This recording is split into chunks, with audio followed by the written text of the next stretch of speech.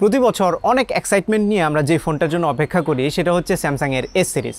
কারণ এই এস সিরিজের মাধ্যমে স্যামসাং মার্কেটের হাইয়েস্ট বা টপ নচ ফ্ল্যাগশিপ ফোনগুলো লঞ্চ করে এবং এই ফোনগুলো একটা স্ট্যান্ডার্ড সেট করে সারা বছরের জন্য।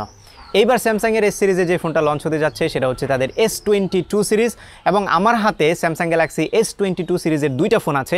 একটা হচ্ছে স্যামসাং গ্যালাক্সি S22 আলট্রা আর একটা হচ্ছে স্যামসাং গ্যালাক্সি S22 প্লাস। খুবই অল্প সময়ের জন্য ফোনগুলো আমার হাতে এসছে, সো আমি আপনাদেরকে ব্রিফ একটা ইমপ্রেশন এবং স্পেসিফিকেশনের ওভারভিউ দেওয়ার চেষ্টা করব। খুব শীঘ্রই এই দুইটা ফোনেরই ফুল রিভিউ আমাদের চ্যানেলে চলে আসবে, সো সাবস্ক্রাইব করতে একদমই ভুলবেন না। সো প্রথমেই আমরা এই দুইটা ফোনের ডিজাইন ল্যাঙ্গুয়েজ নিয়ে একটু কথা বলি। ইনিশিয়ালি দেখেই হয়তো একটা জিনিস আপনারা একটু নোটিস করতে পারবেন, সেটা হচ্ছে এই দুইটা ফোনের ক্যামেরা হাউজিং বা ডিজাইন ল্যাঙ্গুয়েজটা কমপ্লিটলি ডিফারেন্ট। ইউজুয়ালি আমরা যখন S21 সিরিজ বা S20 সিরিজের ফোনগুলোর দিকে তাকাই সেগুলোতে একটা ইউনিফিকেশন থাকে ডিজাইনে, বাট এইখানে S22 আলট্রা ডিজাইনটা কিন্তু একদমই ডিফারেন্ট। এটার ক্যামেরার মধ্যে আলাদা করে কোনো হাউজিং দেওয়া হয় নাই, প্রত্যেকটা ক্যামেরা ইন্ডিভিজুয়ালি বাটনের মতো করে দেওয়া হয়েছে।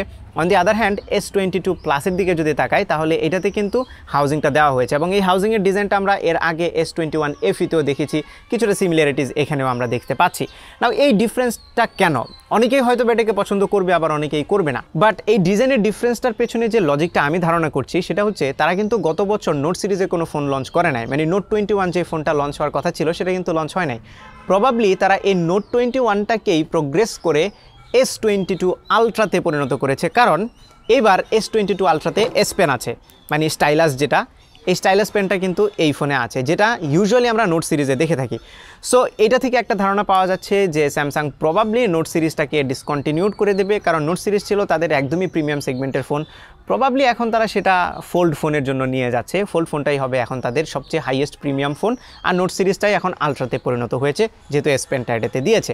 যাই হোক, এই ডিজাইন ল্যাঙ্গুয়েজ নিয়ে আপনাদের কি মতামত একটু কমেন্টে জানিয়ে দেন, আর S22 প্লাস যেটা এটার ডিজাইন নিয়ে আপনাদের কি মতামত একটু কমেন্টে জানিয়ে দেন। ম্যাটেরিয়ালগুলো যদি বলি, দুইটা ফোনে গ্লাস ইউজ করা হয়েছে, অ্যালুমিনিয়াম বা মেটালের ফ্রেম ইউজ করা হয়েছে। S22 আলট্রাটা একটু রাউন্ডেড, একটু না পুরোপুরি rounded. On the other hand আমরা যদি S22 প্লাসটা দেখি তাহলে এটা সেমি রাউন্ডেড বলা যায়, ফুল বক্সিও না আবার রাউন্ডিও না। তবে আমার হাতে ইন হ্যান্ড ফিল কিন্তু S22 আলট্রাটাই ভালো লাগছে, যদিও এটা একটু বড় ফোন এবং বড় ফোন আমার খুব একটা পছন্দ না, বাট রাউন্ডেড হওয়ার ফলে এটা হাতে নিয়ে বেশ কমফোর্টেবল লাগছে। S22 প্লাসটাও যে কমফোর্টেবল লাগছে না তা না, তবে S22 আলট্রাটা একটু বেশি ভালো লাগছে। আর আমার হাতে এই দুইটা ফোনেরই ফ্যান্টম ব্ল্যাক কালার ভেরিয়েন্টটা আছে। S22 আলট্রাতে ব্ল্যাকের পাশাপাশি বার্গেন্ডি এবং গ্রিন কালার ভেরিয়েন্টটা থাকবে, আর S22 প্লাসে ব্ল্যাকের পাশাপাশি ফ্যান্টম হোয়াইট এবং গ্রিন কালারের ভেরিয়েন্ট থাকবে। ডিসপ্লে সেকশনে স্যামসাং কিন্তু অলওয়েজ বাজিমাত করে, এবারও সেম কাজটাই করেছে।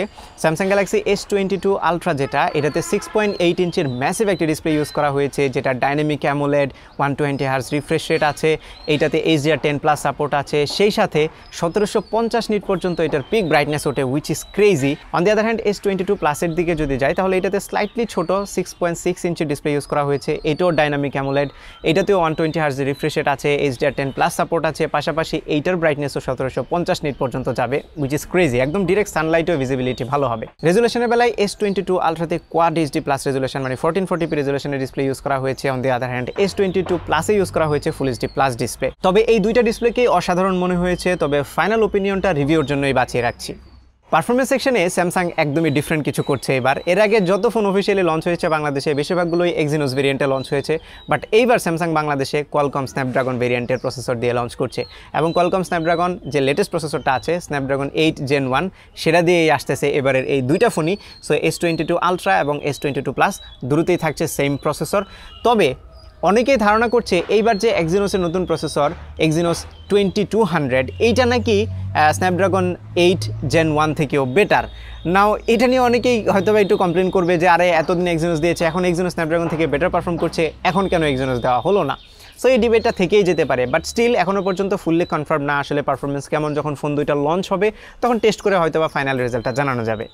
S22 আলট্রা আসবে 12GB র্যাম এবং 256GB স্টোরেজ ভেরিয়েন্টে। 256GB স্টোরেজটা হচ্ছে UFS 3.1, same here UFS 3.1, 128GB এবং র্যাম হচ্ছে 8GB। সফটওয়্যার সেকশনে এই দুইটা ফোনেই থাকবে অ্যান্ড্রয়েড 12 এর উপরে One UI 4। এবার চলে এসি ক্যামেরা সেকশনে। S22 আলট্রার পেছনে দেখতে পাচ্ছেন টোটাল 4টা সেন্সর আছে, যার প্রাইমারিটা হচ্ছে 108 মেগাপিক্সেলের, দেন 10 মেগাপিক্সেলের একটা পেরিস্কোপ টেলিফোটো লেন্স আছে, আরও একটা 10 মেগাপিক্সেলের টেলিফোটো লেন্স আছে, দেন 12 মেগাপিক্সেলের একটি আলট্রা ওয়াইড ক্যামেরা আছে। আমরা যদি S22 প্লাসের দিকে তাকাই তাহলে এটার প্রাইমারি সেন্সরটা হচ্ছে 50 মেগাপিক্সেলের, পাশাপাশি 10 মেগাপিক্সেলের একটা টেলিফোটো লেন্স আছে এবং 12 মেগাপিক্সেলের একটা আলট্রা ওয়াইড শুটার আছে। সো এখানে একটা লেন্স কম, মানে পেরিস্কোপ যে লেন্সটা আছে সেটা কিন্তু S22 প্লাসে নেই। ক্যামেরা কোয়ালিটি নিয়ে আমি খুব ইন ডিটেল কথা বলবো না, স্ক্রিনে আপনারা কিছু পিকচার স্যাম্পল দেখে নিতে পারেন। দুইটা ফোনেরই আমরা যখন ফুল রিভিউ করব তখন ক্যামেরা স্যাম্পল নিয়ে আরও ডিটেলে কথা বলবো। সেলফি তোলার জন্য S22 আলট্রাতে দেওয়া হয়েছে 40 মেগাপিক্সেলের একটি sensor, on the other hand S22 প্লাসে ইউজ করা হয়েছে 10 মেগাপিক্সেলের একটি সেন্সর। ক্যামেরা কোয়ালিটি নিয়ে আবারও আমি ইন ডিটেল কথা বলবো না, জাস্ট কয়েকটা স্যাম্পল আপনারা দেখে নিন, ফুল রিভিউতে আমরা ইনডেপথ আলোচনা করব। ব্যাটারি সেকশনে S22 আলট্রাতে ইউজ করা হয়েছে 5000 mAh এর একটি cell, on the other hand S22 প্লাসে ইউজ করা হয়েছে 4500 mAh এর সেল। তবে দুইটা ফোনেই এবার 45 ওয়াটের ফাস্ট চার্জিং টেকনোলজি ইউজ করা হয়েছে, উইচ ইজ গুড। আর দুটো ফোনেই 15 ওয়াটের ওয়্যারলেস চার্জিং থাকছে। ভিডিও শেষ করার আগে S22 আলট্রার এস পেনটা নিয়ে একটু কথা বলে নেই। এস পেনটা সম্পর্কে অলরেডি হয়তো অনেকেই জানেন, কারণ এর আগে নোট সিরিজে কিন্তু এস পেনটা অনেক জনপ্রিয় ছিল এবং নোট সিরিজের সবচেয়ে ইউনিক পার্টি ছিল এই এস পেন, যেটা এখন কিন্তু S22 আলট্রাতে ইনক্লুড করা হয়েছে, উইচ ইজ রিয়েলি গ্রেট। এবং ধারণা করা হচ্ছে এইটার রেসপন্স টাইম হবে হচ্ছে 9 মিলিসেকেন্ড। এটা এখনও পর্যন্ত ফুললি শিওর না, ফুল রিভিউতে আমরা এক্সাক্ট নাম্বারটা বলবো।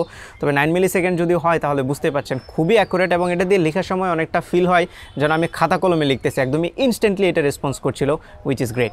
ফাইনালি আপনারা অনেকেই হয়তোবা এই দুইটা ফোনের প্রাইস নিয়ে আইডিয়া চাইবেন। ওয়েল, প্রাইস নিয়ে কোনো আইডিয়া এখনও পর্যন্ত পাওয়া যায়নি, যখন ফুল রিভিউ আসবে তখন অবশ্যই আপনাদেরকে প্রাইস জানিয়ে দেবো। তবে এই দুইটা ফোনই আমার কাছে ভালো লেগেছে, যদিও S22 আলট্রার ক্যামেরা হাউজিংটা আমি ব্যক্তিগতভাবে প্রেফার করছি না, আমার প্রেফারেন্স থাকবে S22 প্লাসের ক্যামেরা হাউজিংটা। আর এটার বড় রিজন হচ্ছে এই পুরো সিরিজের ফোনগুলোকে সাইড বাই সাইড রাখলে S22 আলট্রাটাকে মনে হবে কমপ্লিটলি ডিফারেন্ট একটা ফোন, এবং স্পেশালি এটা একদমই নোটের ভাইবস দিচ্ছে, তাদের নোট সিরিজের ভাইবস দিচ্ছে, এবং এই জন্য আমি ধারণা করছি যে প্রিভিয়াস ইয়ারের যে নোট সিরিজের ফোনটা ছিল সেটাকেই হয়তোবা এই বছর তারা আলট্রা সিরিজে লঞ্চ করেছে। এনিওয়ে, আপনাদের কি মতামত কমেন্টে জানিয়ে দেবেন। ফুল রিভিউর জন্য অবশ্যই অপেক্ষা করবেন এবং চ্যানেলে সাবস্ক্রাইব করে আপনার সাথেই থাকবেন। এই ছিল আমাদের আজকের ভিডিও। আশা করি ভিডিওটা আপনাদের ভালো লেগেছে। যদি ভালো লেগে থাকে তাহলে ভিডিওতে একটা লাইক দেবেন, কমেন্ট করে জানাবেন কেমন লাগলো। আপনার ফ্রেন্ডদের সাথে শেয়ার করতে একদমই ভুলবেন না। আমার পেজে ফলো এবং চ্যানেলে সাবস্ক্রাইব তো মাস্ট। দেখা হবে পরবর্তী ভিডিওতে। Till then take care. আসসালামু আলাইকুম।